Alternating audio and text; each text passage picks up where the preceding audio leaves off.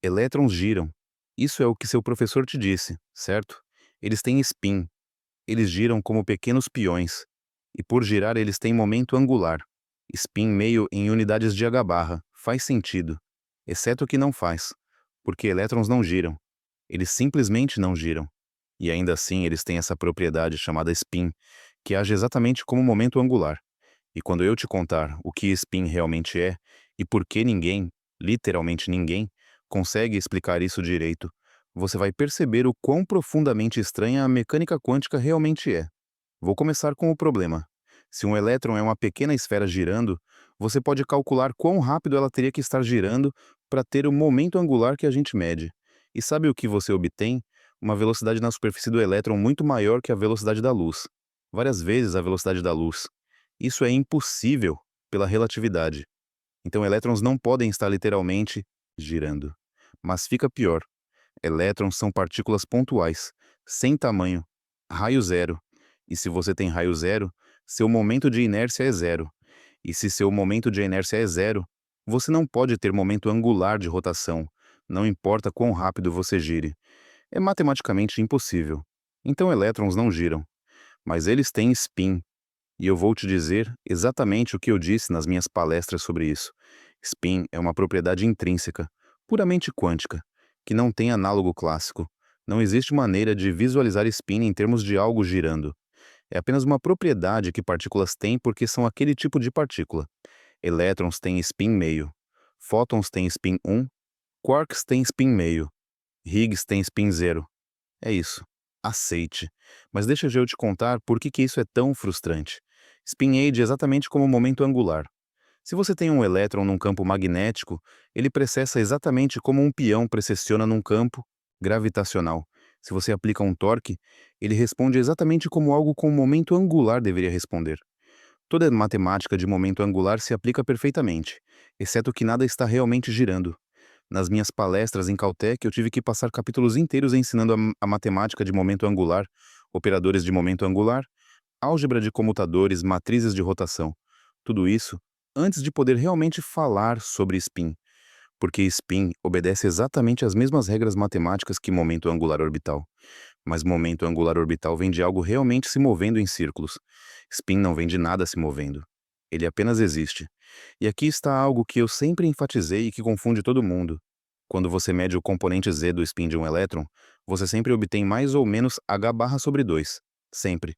Ou spin up ou spin down. Nunca algo intermediário. Mas o elétron não está realmente apontando para cima ou para baixo. Não tem nenhuma setinha física apontando numa direção. O que você está medindo é apenas qual de dois estados quânticos possíveis o elétron está. E fica mais estranho. Se você mede spin-up ao longo do eixo Z, e então imediatamente mede spin ao longo do eixo X, você tem 50% de chance de obter spin-up ao longo de X e 50% de obter spin-down ao longo de X. O ato de medir ao longo de Z colocou o elétron numa superposição de estados ao longo de X.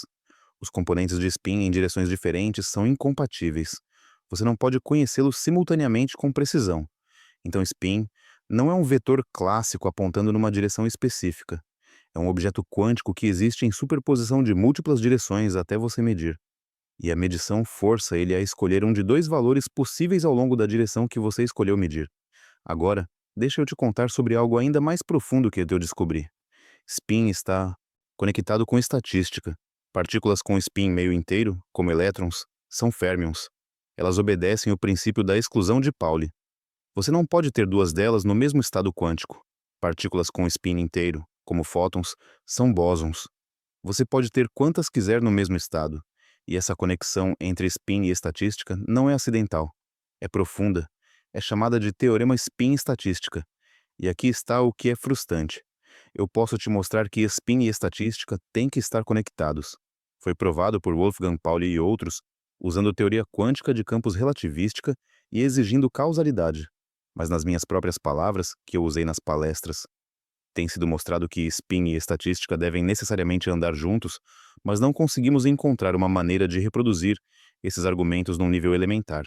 Parece ser um dos poucos lugares na física onde existe uma regra que pode ser declarada muito simplesmente, mas para qual ninguém encontrou uma explicação simples e fácil. Isso me irritava. Ainda me irrita.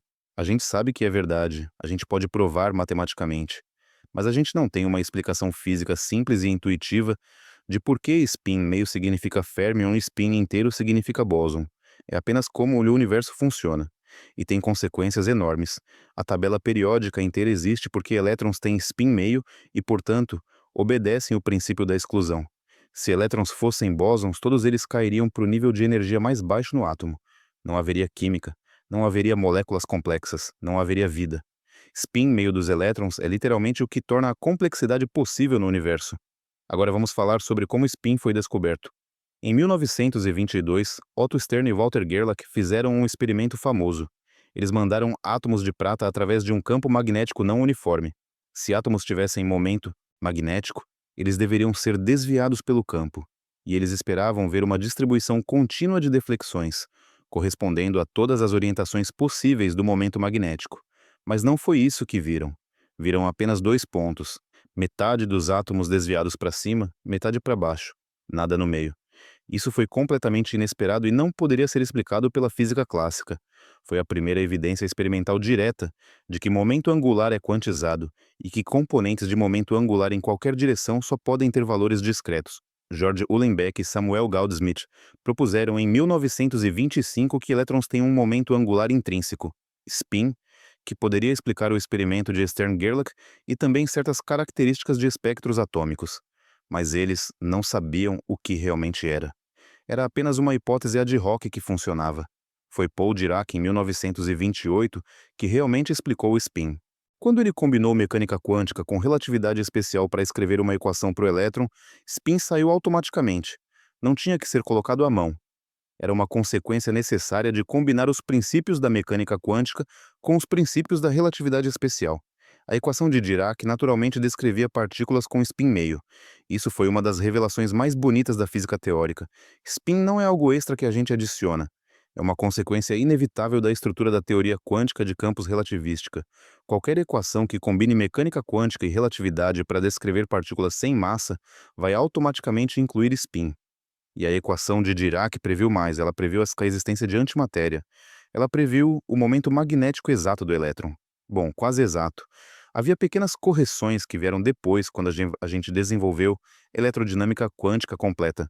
Mas no nível de primeira aproximação, a equação de Dirac obteve tudo certo. Agora deixa eu te falar sobre as matrizes de Pauli, que são as ferramentas matemáticas que a gente usa para descrever spin meio.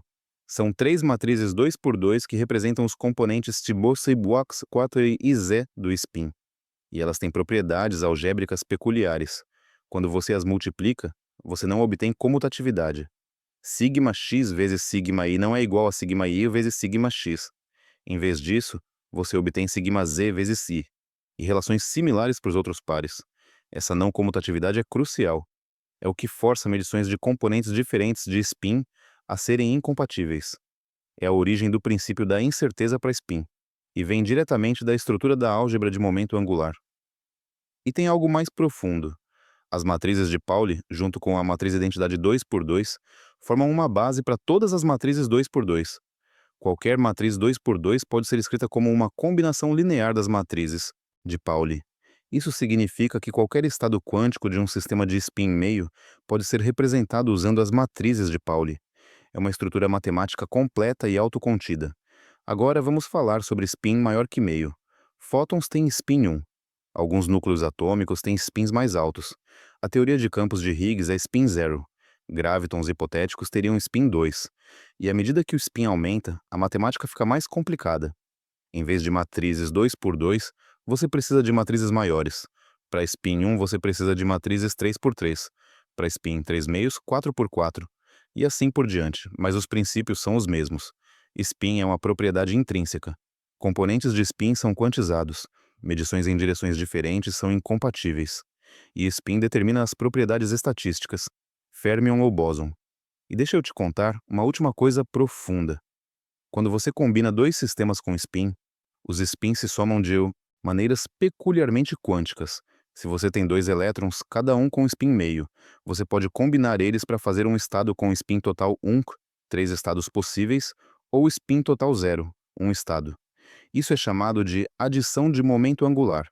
e segue regras específicas chamadas coeficientes de Clebsch-Gordon. Isso é crucial para entender estrutura atômica. Quando você tem múltiplos elétrons num átomo, seus spins se combinam de maneiras específicas determinadas por essas regras. E isso, junto com o princípio da exclusão, determina a estrutura eletrônica do átomo e suas propriedades químicas. Então, o que é spin?